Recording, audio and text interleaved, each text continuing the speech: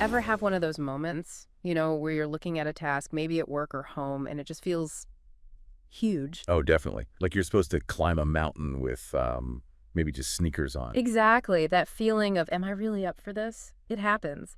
Today, we're diving into a really interesting take on that whole feeling. Yeah, a perspective that might actually shift how you look at your own capabilities. We're looking at a specific text today. It's from Pastor Chris from a daily devotional called Rhapsody of Realities, the one dated May 1st. That's the one.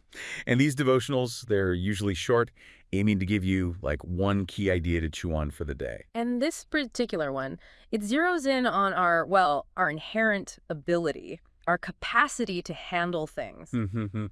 Suggesting maybe we're not quite as, limited as we might think sometimes. Right. So our mission here basically is to unpack this viewpoint. What's the core message? Where does it come from? And importantly, what might it mean for you, listening right now, when you face your next challenge? Let's get straight into it then. The absolute central claim in this text is, It's that if you see yourself as a child of God, you inherently possess something the text calls divine competence. divine competence. Okay. And it backs this up. It does, yeah. It points directly to Scripture, 2 Corinthians 3:5. The quote used is, "Our sufficiency is of God." Our sufficiency. Mm, Okay, so the ability, the enoughness, it comes from God, according to this perspective. precisely. It's about the source of your capability. And the text digs into that verse a bit more, doesn't it? There's a specific word, Yes, it focuses on the original Greek word used there, which is hikenotos, hikenotes. And the devotional translates that as competence or ability. So it's not just feeling generally okay, it's presented as a concrete capacity, an ability to do things effectively. got it.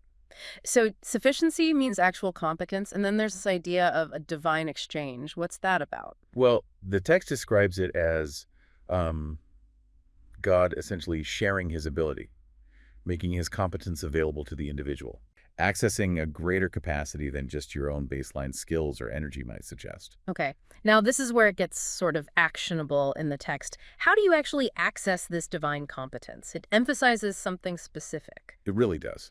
It puts a lot of weight on what it calls the confession of the word. Confession of the word. So just knowing about this competence isn't the key.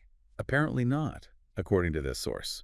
The text argues that it's the act of verbally affirming it, saying it out loud, declaring it that makes it real and active in your life. You have to speak it out. Exactly, moving it from just, an intellectual concept to something you embody through your words. And it even provides a phrase to use, doesn't it? Like a model confession. Yeah, it gives this example.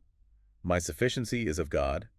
I'm divinely competent, which means I can carry out any task or assignment excellently. Wow. That's a bold statement to make about yourself.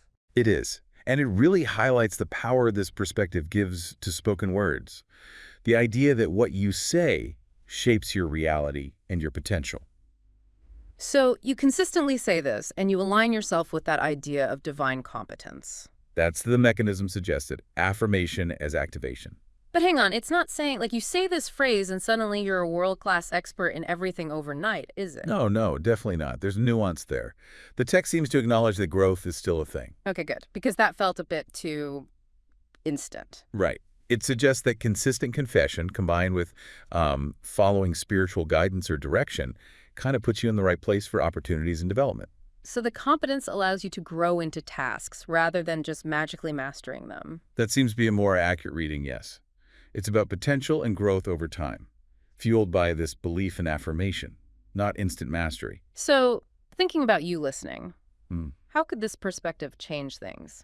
If you approach a challenge not just with your perceived limits. But with this idea that there's a deeper well of competence you can draw on, it shifts the focus. Instead of, I don't have what it takes, it might become, my sufficiency comes from somewhere else, so let's figure this out. Exactly. It reframes that initial feeling of being overwhelmed we talked about. It doesn't necessarily make the task smaller, but it might make your perceived capacity feel, bigger. Less about personal inadequacy, more about accessing available strength. Could be. It's certainly a different mental starting point.